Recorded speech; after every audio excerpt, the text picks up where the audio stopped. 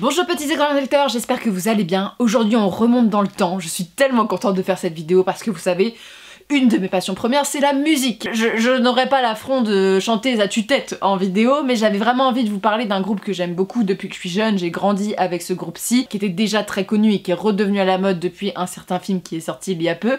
J'avais envie de faire un tag sur Queen, parce que Freddie Mercury est une des figures emblématiques de ma jeunesse et une des figures qui m'inspire voilà, dans ma vie au quotidien. Et j'avais envie un peu de vous parler de chansons, de musique, tout en vous parlant de livres, en sélectionnant quelques grands titres et en essayant de faire des liens avec des bouquins qui existent. Et on commence tout de suite.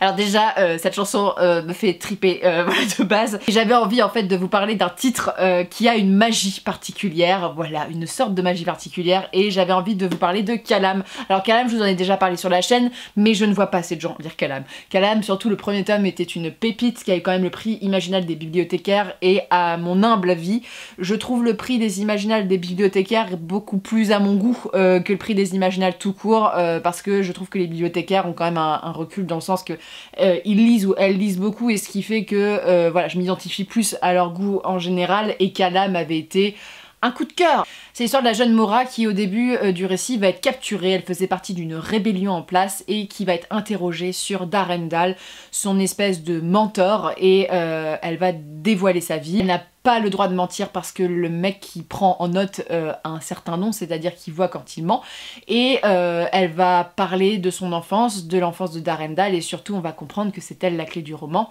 Pourquoi je vous ai dit It's a kind of magic, parce que la magie dans Calam est quand même assez différente de ce que j'ai pu lire. Alors le Calam a une particularité dans le récit.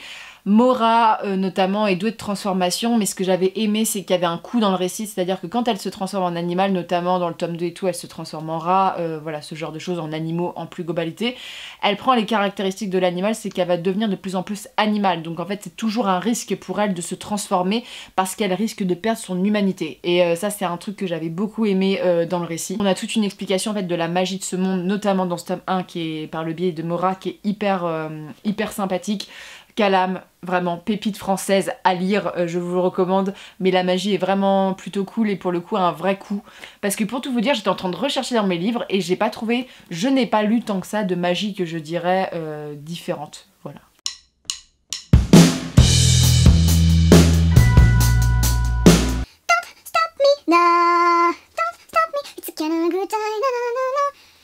Don't Stop Me Now.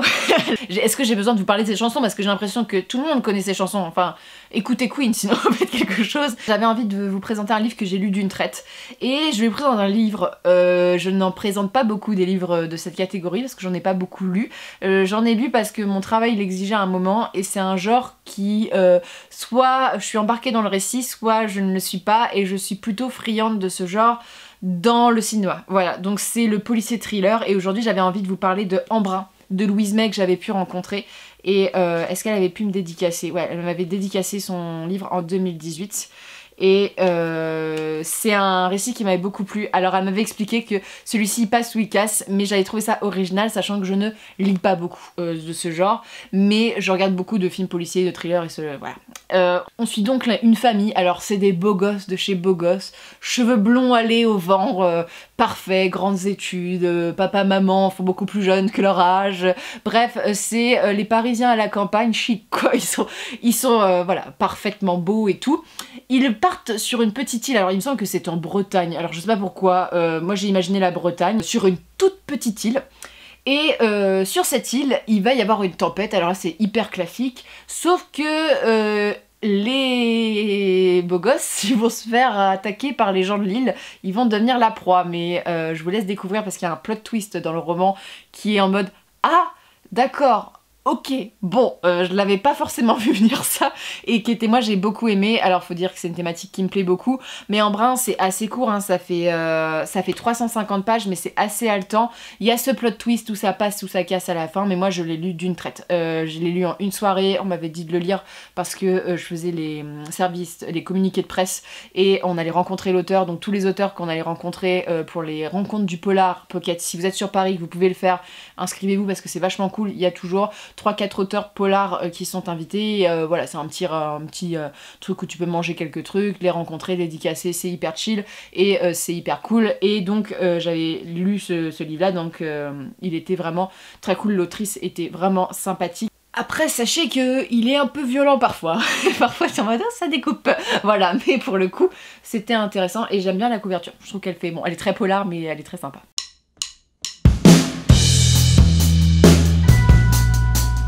Maintenant, je vais vous parler de la chanson We Are the Champions, la chanson que l'on chante bourré à la sortie d'un match de rugby un peu trop entamé après la 3e mi-temps.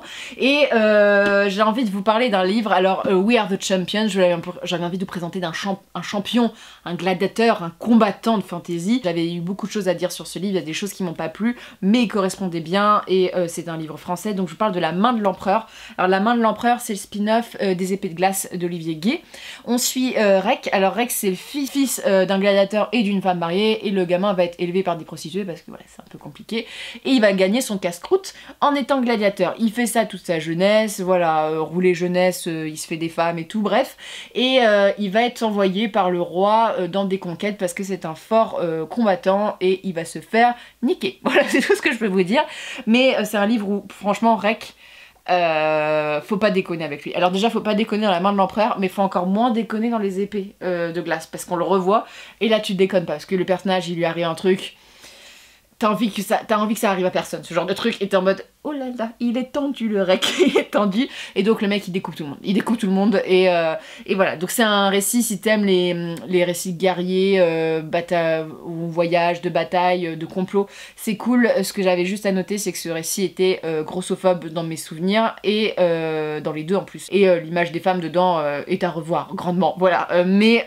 pour le coup c'est un récit, voilà, où il y a de la testo, hein, là on est sur ce genre de choses, mais il y a le mythe du gladiateur. Alors ce qui est drôle, c'est que le gladiateur, il est aussi chez Gabriel Katz. Je pense qu'ils sont amis dans la vraie vie, ces gens-là, parce qu'ils ont des univers, mine de rien, qui sont hyper ressemblants d'une certaine manière. Donc voilà, La Main de l'Empereur, ça fait We Are the Champions, plutôt Rec le champion, et il lui arrive plein de choses au champion, et pas que des bonnes. Puis parfois ça lui monte un peu à la tête, tout petit Rec, quand même.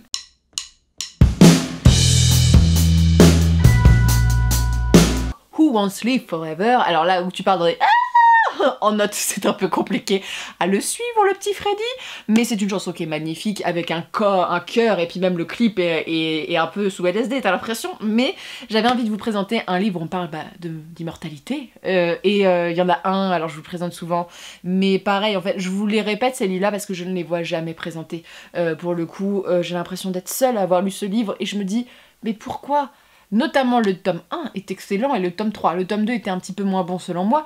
Bah, je parle d'Anno Dracula de King Newman, alors qui est une réinterprétation entre le steampunk et les récits vampiriques de l'ère victorienne. Ah bah Victoria, elle a décidé d'épouser Dracula, voilà, c'est ça le pitch de départ, et on traite de l'immortalité dans le sens qu'il y a toute une mode dans cette époque victorienne, c'est que plein de nouveau-nés naissent, plein de gens se font transformer, et c'est le bordel à Londres, voilà. Et ensuite, particulièrement Elisabeth, dans mes souvenirs, qui est une vampire qui a déjà de la bouteille, qui va rencontrer, c'est Beauregard, je crois son petit nom, Charles Beauregard. C'est Guenièvre la vampire, c'est pas Elisabeth. Oh là là, je suis un peu... Guenièvre, Elisabeth, ça se ressemble. Mais le Beauregard, c'est un espion pour la couronne, et donc il va y avoir une très très belle romance entre les deux. Mais c'est pas l'essentiel du récit, mais ils vont surtout essayer de défaire Dracula, parce que le Dracu, lui, il s'en fout, il bouffe tout le monde, et il s'occupe pas que tout le monde est en train de s'entre-dévorer, et que trop de vampires tuent le vampire. Hein. Mais c'est intéressant en fait d'étudier déjà la question de l'immortalité dans la relation. Bon, Twilight Twilight on connaît, mais là c'est quand même un peu mieux traité. C'était intéressant aussi de traiter de la question du vampirisme à la mode et les conséquences en fait d'une transformation de masse et de comment gérer en fait des populations violentes et voilà, riches qui se payent le loisir de se faire planter 2 canis dans le cou. Voilà, chacun son délire, mais déjà j'aime beaucoup les couvertures aussi, mais c'est très bon récit et pour le coup là on a vraiment les questions d'immortalité qui sont traitées. Alors dans le tome 2 on est pendant la guerre, la première ou la seconde guerre mondiale, je ne sais plus. J'aurais dit la première dans mes souvenirs, mais c'est peut-être la seconde avec les avions. Dracula Cha-Cha-Cha c'est pendant Rome, voilà, et on suit un petit peu après. Malheureusement la suite n'est toujours pas sortie en France, mais il y a une suite qui avait l'air très sympa.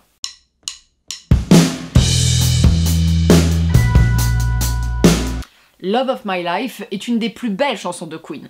Je vais vous présenter un livre, il est très très difficile de vous le présenter sur YouTube en utilisant des mots qui ne sont pas censurés.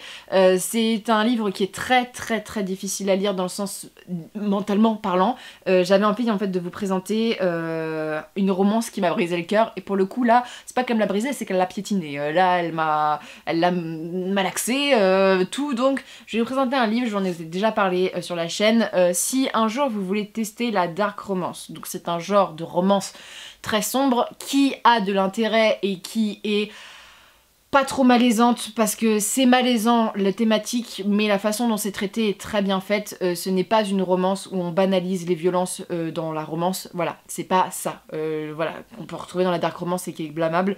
Non, là c'est un livre qui est très bien fait. Je vous présente With You de Amélie C. Astier et de Marie Matthews. Alors With You, c'était quand même une expérience de lecture, c'est un livre qui m'a énormément marqué, hein, j'en ai énormément de souvenirs, notamment des scènes violentes. Alors, le pitch de départ, c'est l'histoire de 2 jeunes qui sont dans le même lycée. Je ne sais plus comment elles s'appellent, ils ont 14 ans en plus au début du récit, j'avais oublié. C'est Regan et Vic. Donc, ils vont se faire enlever par un mec. Et ils vont être enfermés pendant des années dans la même pièce. Et je vais pas vous faire un dessin sur ce que ce taré leur fait vivre à tous les deux.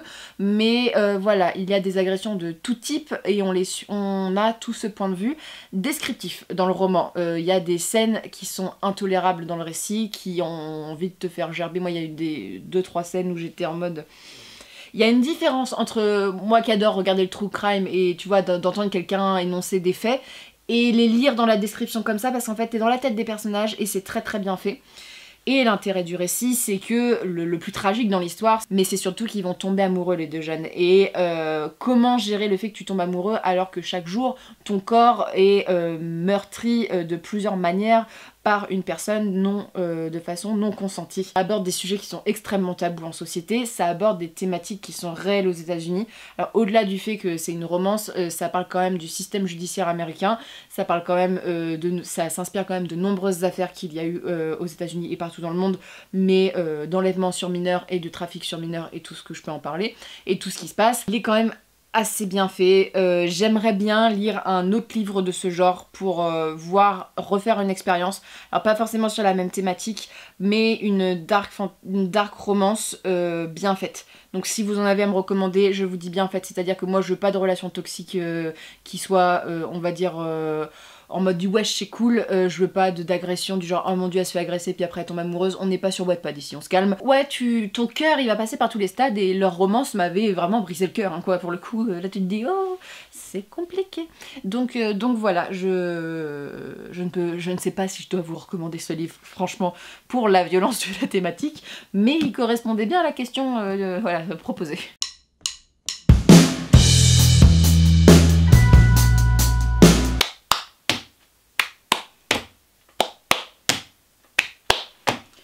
Vous l'avez tous fait ça en 6ème ou pas en chantant, nous on faisait ça en cours de musique. Hein. Ça coûtait rien l'éducation nationale et puis c'était parti, tout le monde faisait le bordel. We Will Rock You, donc un personnage qu'on a envie de secouer. Le livre je ne l'ai pas, il est sur ma poutre qui est perchée à 3 mètres dans cette maison, mais il y a un personnage que j'ai envie de secouer dans le sens que j'ai envie qu'elle s'en sorte et j'avais envie de la prendre dans le roman, de la secouer en me disant barre-toi d'ici et pars. Alors je vous parle d'Une vie de Maupassant, parlons classique aujourd'hui. Une vie c'est un livre que j'ai beaucoup aimé, que j'ai lu au collège et qui m'a énormément marqué. De toute façon Maupassant j'aime beaucoup en général. Une vie, c'est l'histoire d'une femme qu'on va suivre en fait avant son mariage et voilà, pendant toute sa vie, d'où le titre, CQFD. Donc on va la suivre et notamment elle va partir, alors ils habitent à Étretat, dans mes souvenirs, du côté d'Étretat avec son mari, et il y a une falaise avec la maison, je me souviens, c'est très bizarre comment je me souviens comment c'était.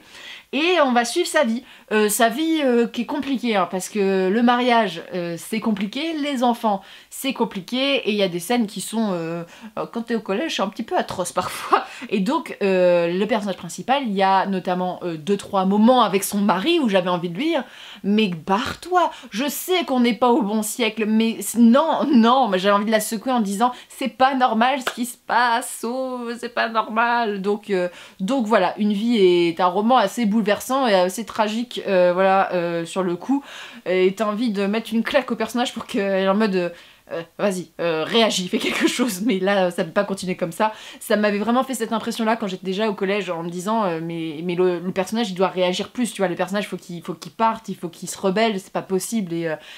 Et voilà. C'était pas comme ça à cette époque-ci, et c'est ce qui en fait vraiment un drame aussi, et qui est vraiment passionnant. Sur cette chaîne, de temps en temps, ça nous fera pas de mal, hein, comme on dit. La fantasy n'est pas une littérature pour grands esprits, selon certains. Alors on n'a qu'à mettre du Maupassant, ça passera peut-être mieux.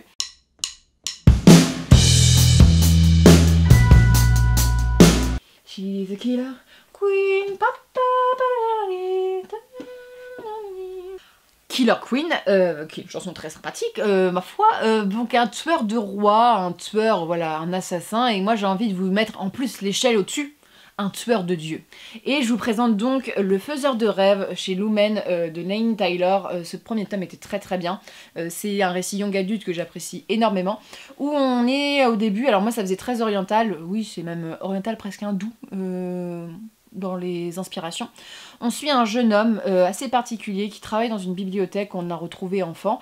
Il est un peu archiviste et il va être envoyé avec une troupe de personnages dans une ville pour une quête voilà, qui est liée à l'alchimie. Et dans son chemin, il va rencontrer un tueur de dieu.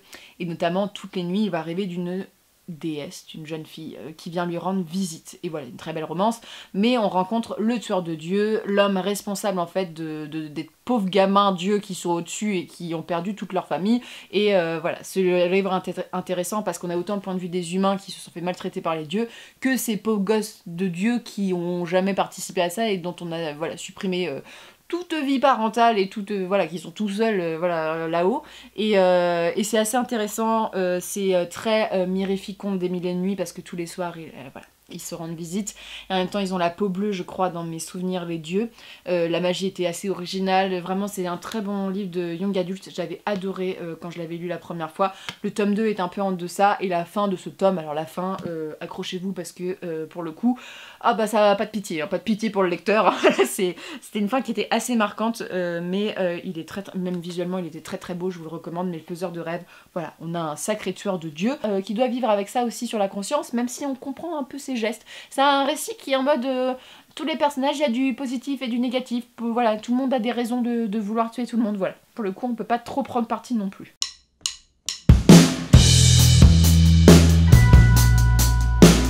The show must go on. Alors déjà, je crois que c'est ma chanson préférée de Queen, hein, parce que dès que je la mets, c'est parti, plus rien ne m'arrête. Et j'avais envie de vous parler d'un livre qui était, le tome 2 était meilleur que le tome 1, et j'ai cherché. C'est vrai que c'est pas forcément le plus facile, parce que souvent moi j'aime bien les tomes 1 et je suis un peu déçue par les tomes 2. Et il y a une série que je trouve qui se bonifie avec le temps, voilà, puis en même temps vous allez pas être étonnés, je trouve que la série des archives de Rochard, et notamment le livre des radieux, donc qui est le 2e tome, est mieux que les archives de Rochard de base, même si c'est déjà de très très bons livres. Ce que j'ai beaucoup plus aimé dans le tome 2, les batailles sont beaucoup plus épiques, les personnages sont creusés, l'univers se creuse, le world building, bref, vraiment la partie 1 et 2 du livre des radieux est très riche en termes d'informations et palpitante, on s'ennuie jamais. La suite justicière, comme je vous en avais parlé, la première partie que j'ai lue, j'ai pas encore lu la deuxième partie, Il y a la moitié de la première partie qui est très très longue à se mettre en place, mais je dois dire que le livre des radieux est vraiment une marche au-dessus des archives de Rochard, qui était déjà un très bon livre. C'est un livre polyphonique où on suit différents personnages avec différentes quêtes. C'est un peu difficile de vous le résumer parce que c'est un livre qui est globalement, il y a beaucoup de quêtes et de sous-quêtes, mais il faut savoir en clair que c'est des groupes de personnages qui vont se rassembler pour se protéger d'un ennemi commun. Et voilà, c'est un peu le but des romans polyphoniques. C'était vraiment meilleur, et notamment la scène de bataille dans la partie 2 du livre de Radieux. Et ouf, voilà, j'adore cette bataille, c'est une des meilleures batailles que j'ai lues en fantasy. Donc voilà, je vous le recommande, mais on peut se bonifier avec le temps. Ce n'est pas toujours un tome 1 qui te convainc et puis après tu es déçu. Non, ce n'est pas toujours comme ça. Et heureusement, parce que sinon on continuera jamais nos séries.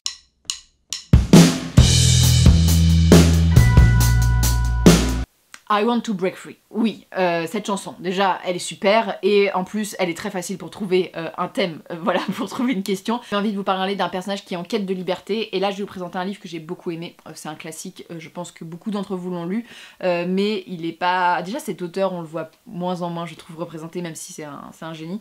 Je vous parle bien de Barjavel et de Olenka des Vers, donc Les Dames à la licorne, voilà, très vieille édition. C'est un livre auquel j'apporte beaucoup d'attachement au niveau personnel. C'est en Irlande.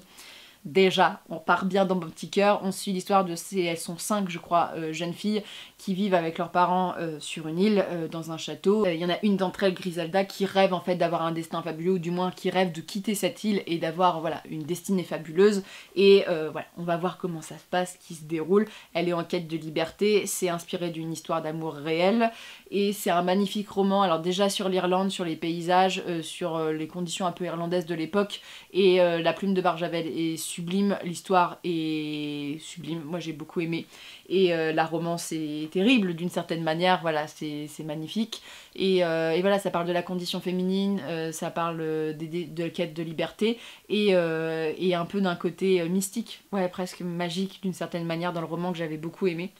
C'est un peu une sorte de conte à sa manière, mais voilà, Les Dames à la licorne. Alors c'est vrai que cette couverture est assez kitsch, mais c'est un très très bon roman que je vous recommande. Et si vous aimez l'Irlande, l'Écosse, ce genre de paysage, vous allez adorer ce livre, il est magique là. Le genre de livre qui marque et dont les romances et les aventures et tout ce qui tourne autour de ce livre risque de vous marquer pendant quelques années, mais voilà, j'ai beaucoup d'attachement à ce roman et il était magnifique, donc je vous le recommande, et je le relirai bien un jour parce que ça m'avait beaucoup marqué à l'époque, donc vraiment à découvrir.